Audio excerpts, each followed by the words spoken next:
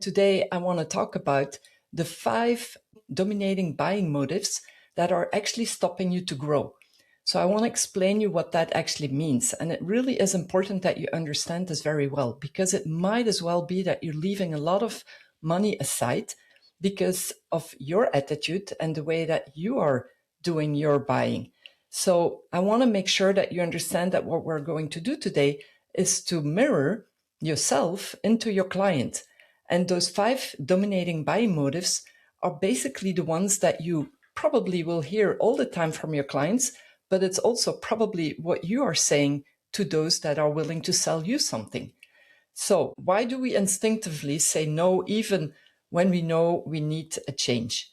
So when you need a change and you have to buy something, you might get into a shop, or you might want to call somebody, or you see a post, or you see a YouTube video, or you see something that can actually give you a trigger from, hey, I have that issue, or I need that product, I need that service. And for one or the other reason, you're basically saying no. The first thing that you do, you might think even no before that you even say it. And in the main cases, it is because you want to protect yourself of taking a difficult decision, of willing to spend money, even if you know that it is what you need.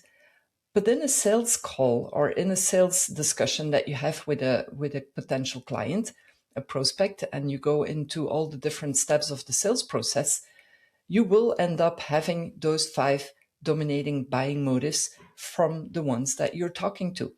The first one is, I don't have time. How many times do you hear this? I don't have time to take your call.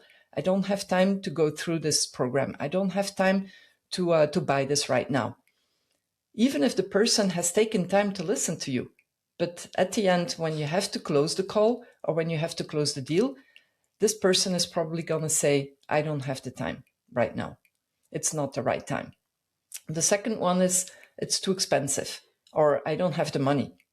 That's the second one that very often people use, even if they haven't thought through the process yet of how they can pay it, or maybe even not even considering what they have as money, because most of the time the budget or the money is not the problem, but they're using it as a complaint. And so most of those objections are not always real objections. So you have to make the difference between what is an objection and what is a complaint. Very often they use this as a complaint. The third one is, I need to think about it, because for one or the other reason, the person is not convinced or might want to get more information, but what is the real reason behind saying, I need to think about it, okay? The fourth one is, I need to discuss this with my partner. It can be my husband, my wife, it can be business partner, it can be my boss, it can be anybody. I need to talk about it with that partner.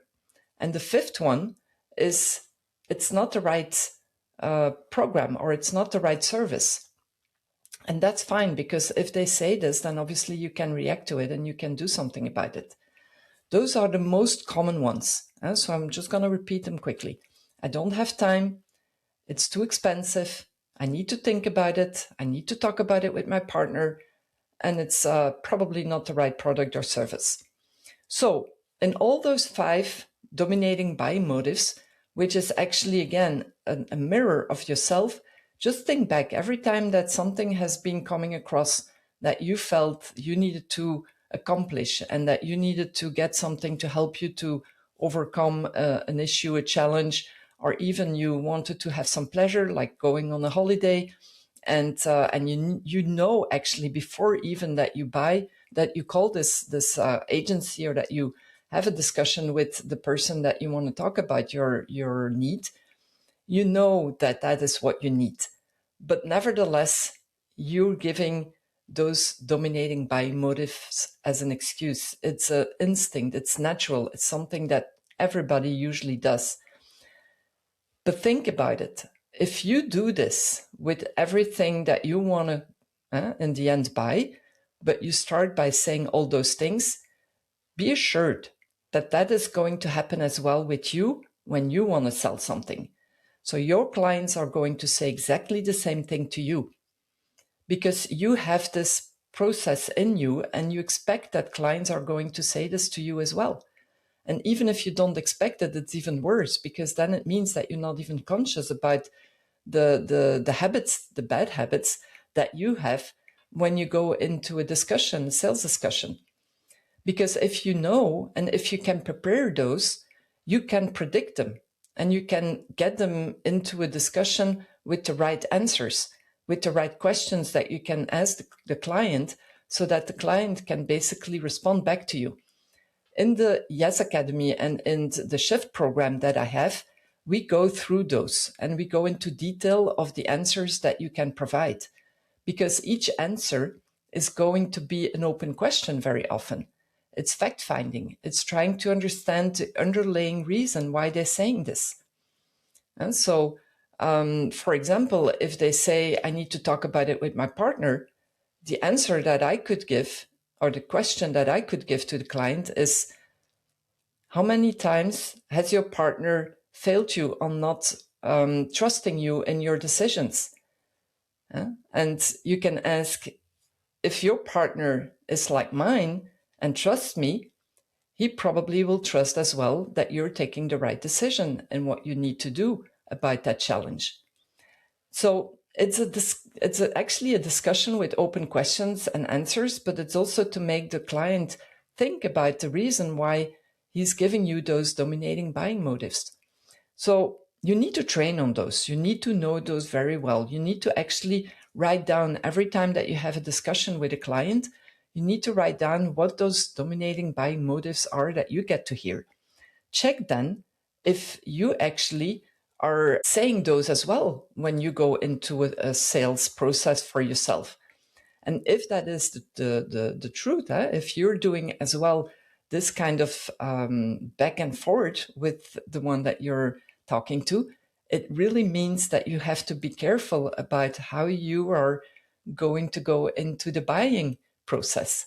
Because again, if you're mirroring and understanding what you're saying and you can do something about it, then basically you can help the customer as well do the same, thinking about it differently and not use those as excuses. Those 5, if you know those very well, it might mean that you will get into a sales discussion that is going to be a lot more successful than what you have had until now. So again, dominating buying motives that people use, it's very often because they are scared to take a decision. They're scared to take a wrong decision. And when you have to put money behind it, it means that you're taking an engagement and that you're basically willing to make sure that what you're paying for is going to get and give you the right return on investment. And if you're not sure about the person that you want to buy from, then you need to get a little bit more of preparation. Usually those that are really good in what they're doing, they probably are a lot more visible as well. They are consistent. They are there all the time. They don't let you down. They basically can show you already through social media, basically, but not only. They can already show you that they have proven to do things and share value and basically share their expertise. Even when it is a product that you want to buy, you get to see a lot of reviews as well, hopefully, if the client or the company is actually doing this. But today, if you don't do this, people will not, they won't trust you. Because this world in which we live today, the client and the buyer is usually the one that even knows more about the products, because they shop around, they check out things, they compare. And if they choose you because of over somebody else, then very often it is because they have already found things about you, trusted you. Maybe it's a word of mouth. Maybe it is the reviews. Maybe it is the value that they share.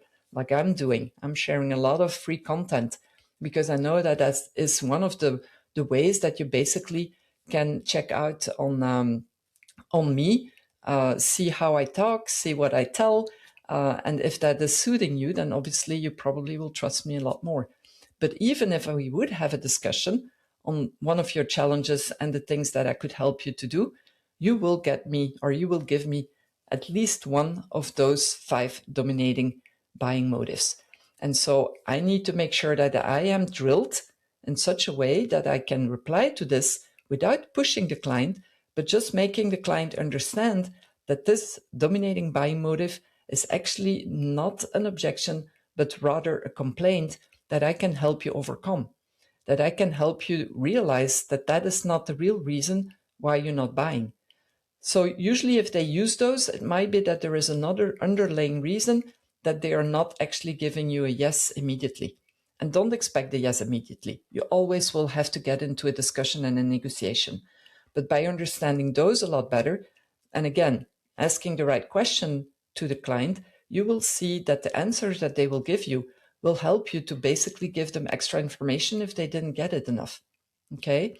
So again, drill down on those. If you want, I can help you obviously with this.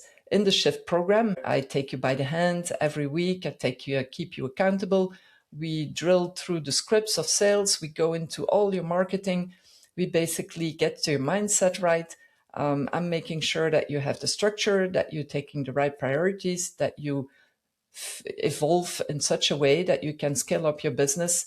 Some of my clients have 3 times increased their revenue while they were working with me. So this is very, very good, obviously. And those that are a little bit slower, it's because they started their business from scratch and they need to set up everything. And you need at least a year to set up everything. And if you have already a business, but you still haven't reached that 150,000 euros a year in revenue, then again, you might have to review every step of your business to see where you're stuck, what is blocking you. If you feel that one of those dominating buying motives is something that is keeping you stuck or not making you grow, then add it in the comments because I'm happy to hear it and I'll send you a DM. So I'm wishing you a very nice day and I'll see you next week. Bye.